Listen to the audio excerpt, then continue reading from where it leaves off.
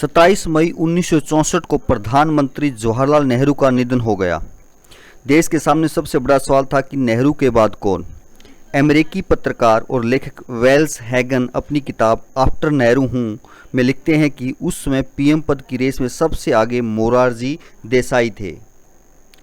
इसके अलावा वी.के. कृष्ण मेनन, लाल बहादुर शास्त्री, वाई.बी. चौहान, इंदिरा गांधी, जयप्रकाश नारायण, एस.के. पाटिल और ब्रजमोहन कोल के नाम भी चल रहे थे। पीएम कैसे चुना जाए, कांग्रेस में इसका कोई पारंपरिक तरीका नहीं था। उस वक्त के कांग्रेस अध्यक्ष के कामराज भारत के अगले प्रधानमंत्री चुनने की स्क्रिप्ट लिख रहे थे।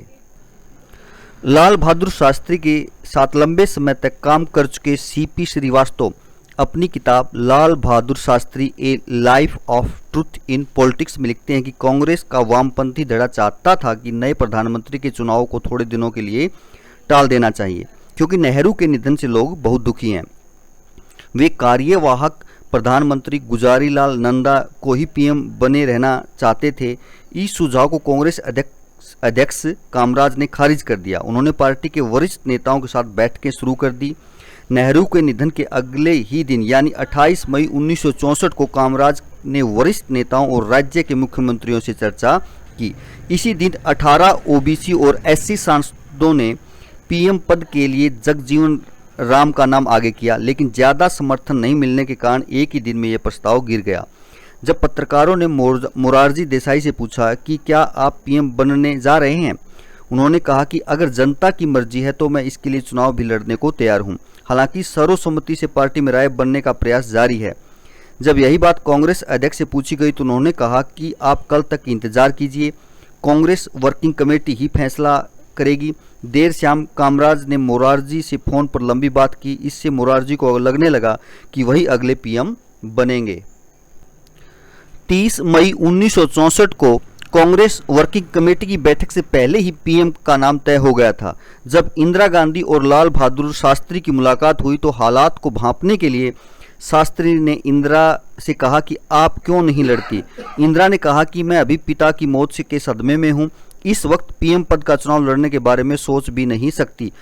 अब आप मुल्क संभालिए।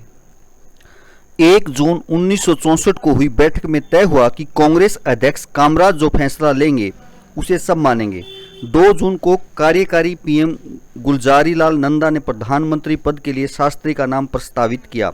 अब मोरारजी देसाई के सामने सहमति जताने के अलावा कोई विकल्प नहीं था। इस तरह शास्त्री निर्विरोध प्रधानमंत्री चुने और 9 जून 1964 को देश के दूसरे पीएम के रूप में शपथ ली। 1965 का समय था। पाकिस्तान के राष्ट्रपति जनरल अयूब खान को लगा कि भारत से कश्मीर छीनने का यही मौका है। इसी गलतफहमी में पाकिस्तान ने ऑपरेशन जिब्राल्टर लॉन्च किया और जम्मू कश्मीर में अपनी सेना घुसा दी। भारत ने भी पलटवार किया। एक महीने बाद 23 सितंबर 1965 को युद्ध रुका तो भारतीय सेना लाहौर तक पहुंच चुकी थी। इसके बाद प्रधानमंत्री शास्त्री ने दिल्ली के रामलीला मैदान में एक रैली की। उन्होंने देश को संबोधित करते हुए कहा, पाकिस्तान के राष्ट्रपति जनरल अयूब खान कह रहे थे कि वे टहलते हुए दिल्ली पहुंच जाएंगे। जब ये इरादा हो तो हम भी थोड़ा टहलते हुए लाहौर चले गए। मैं समझता हूं कि इसमें हमने कोई गलत बात नहीं की। लाल बहादुर शास्त्री के बेटे सुनील शास्त्री बताते हैं उनके बारे में एक किस्सा कि मैंने बाबूजी के सेक्रेटरी जगन्नाथ सहाय को फ़ोन किया और कहा कि आप सेवरले इम्पाला भिजवा सकते हैं। थोड़ी देर में गाड़ी हमारे सामने थी। हमने ड्राइवर से चाबी लेकर उसे जाने को कहा। इसके बाद हम तीनों बाहर गए। रात करीब 11:30 बजे हम लौटे और चुपचाप सो गए। तड़के किसी ने दरवाज़ा खटखटाया। मुझे लगा पीएम हाउस का कोई नौकर होगा। मैंने तेज़ आवाज़ में कहा, कल रात को देर से सोए हैं, चाय 8 बजे के बाद लाना। थोड़ी देर बाद दरवाजे पर फिर दस्तक हुई। मैंने दरवाज़ा खोला तो देखा बाबूजी सामने खड़े थे। बाबूजी ने पूरी बात सुनी। फिर गाड़ी के ड्राइवर रामदेव को बुलाया। रामदेव आए तो बाबूजी ने कहा कि सरकारी गाड़ी है, कोई लोग बुक वगैरह रखते हैं या नहीं। रामदेव ने कहा, हाँ साहब रखते हैं। तब ये बताइए कि कल रात को सुनील ने कितने किलोमीटर गाड़ी चलाई। रामदेव ने कहा, साहब 14 किलोमीटर। तब रामदेव से कहा कि लॉग बुक में लिख दो कि 14 किलोमीटर निजी उपयोग की गई है। और फिर उन्होंने अम्मा से कहा कि 14 किलोमीटर का जितना भी पैसा बनता है उसका पैसा निजी अकाउंट से दे दीजिएगा। तो कुछ ऐसे थे लाल बहादुर शास्त्री जी। कुछ एक छोटा किस्सा और, जब 1965 की लड़ाई में जब पाकिस्तान हारने लगा तो उसने अमेरिका की शरण ली। भारत उस समय गेहूं उत्पादन में आत्मनिर्भर नहीं था। अकाल के कारण हमें अमेरिका से अनाज आयात करना पड़ रहा था।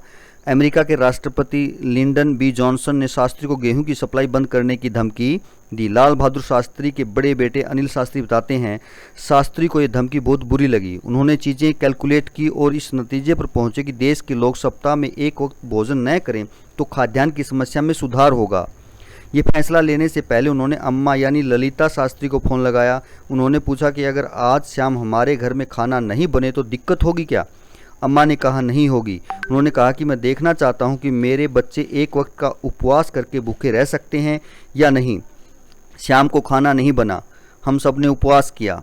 इसके बाद बाबूजी ने अगले दिन देशवासियों से कहा कि देश हित में क्या वो सप्ताह में एक उपवास नहीं कर सकते। ये पहली बार था कि शास्त्री किसी प्रधानमंत्री ने अपनी जनता से भूखा रहने की अपील की हो और पूरे देश ने ये माना भी।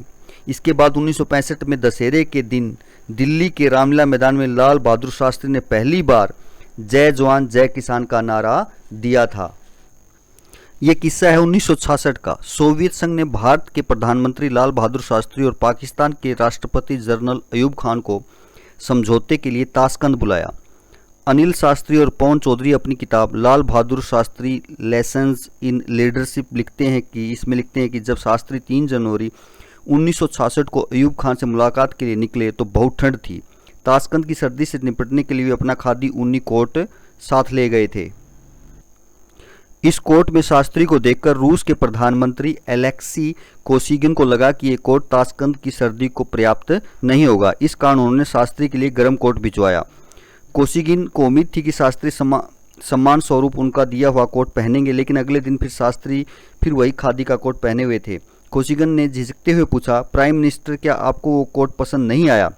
शास्त्री बोले, उसे मैंने अपने एक स्टाफ मेंबर को उधार दे दिया है। इतनी भीषण सर्दी में पहनने के लिए उसके पास कोट नहीं था। मैं भविष्य में ठंडे देशों की अपनी यात्राओं के दौरान निश्चित रूप से आपके उपहार का उपयोग करूंगा। इसके बाद कोसिगिन ने शास्त्री के सम्मान में एक कल्चरल इवेंट रखा था। उन्होंने शास्त्री के स्वागत भाषण में इस घटना का जिक्र किया। कोसिगिन ने कहा था कि हम तो केवल कम्युनिस्ट हैं, लेकिन प्रधानमंत्री शास्त्री एक सुपर कम्युनिस्ट हैं। उनके बेटे अनिल शास्त्री बताते हैं कि उस रात उन्होंने भारत के अखबार काबुल मंगवाए। तब उनकी बातचीत और तबीयत में कोई शिकायत नहीं थी। इसका मतलब है कि वो जानना चाहते थे कि देश में उनके फैसले का क्या असर हुआ है। कुलदीप नैयर अपनी किताब में लिखते हैं कि अगले दिन अफगानिस्तान जाना था, जिसकी पैकिंग चल रही थी। ताशकंद के समय के मुताबिक रात 1:30 पर शास्त्री जी को जगन्नाथ साय ने लॉबी में लटकाते हुए देखा। वो कुछ बोलने की कोशिश कर रहे थे। बहुत मुश्किल से उन्होंने कहा, डॉक्टर साहब कहाँ हैं? जिस कमरे में पैकिंग हो रही थी, शास्त्री जी के डॉक्टर आर एंचुग वहीं सो रहे थे। शास्त्री जी ने अपना हाथ दिल के पास रखा और फिर अचेत हो गए। निजी डॉक्टर आर एंचुग ने पल्स चेक किया और उनके निधन की पुष्टि की। मन रखने के लिए रूस के डॉक्टर भी बुलाए गए, इंजेक्शन दिया गया, लेकिन कोई हरकत नहीं हुई। अपनी किताब में शास्त्री जी के कमरे के बारे में कुलदीप नैयर ने लिखा है कि कॉर्पोरेट वाले फर्श पर उनकी स्लीपर सलीके से वैसे ही बिना पहने रखी हुई थी। ड्रेसिंग टेबल पर थर्मस उल्टा पड़ा था। ऐसा लग रहा था कि इसे खोलने की कोशिश की गई है। कमरे में कोई अलार्म या बजर नहीं था, जो आमतौर पर रहता है। कमरे में 3 फ़ोन थे, लेकिन तीनों बिस्तर से काफ़ी दूर थे। थोड़ी देर में तिरंगा आया और शास्त्री जी को उठा दिया गया। उसके बाद तस्वीर उतारी गई। अगले दिन शव भारत लाया गया।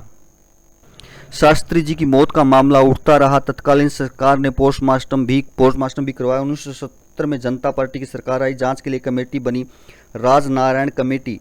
सबसे पहले उनके निजी डॉक्टर आर एन चुग को पूछताछ के लिए बुलाया जाना था, लेकिन उनकी कार की एक ट्रक से टक्कर हो गई। इस दुर्घटना में डॉक्टर चुग की मृत्यु हो गई। उनकी बेटी जीवन भर के लिए विकलांग हो गई। यही उनके सहायक रामनाथ के साथ हुआ। सड़क हादसे में उनको बुरी तरह चोट लगी और उनकी याददाश्त चली गई। इस कमेटी की रिपोर्ट का हाल ही में ढाक के 3 पात होकर रह गया और रिपोर्ट आज तक पेश नहीं की जा सकी है। तो ये था भारत के दूसरे प्रधानमंत्री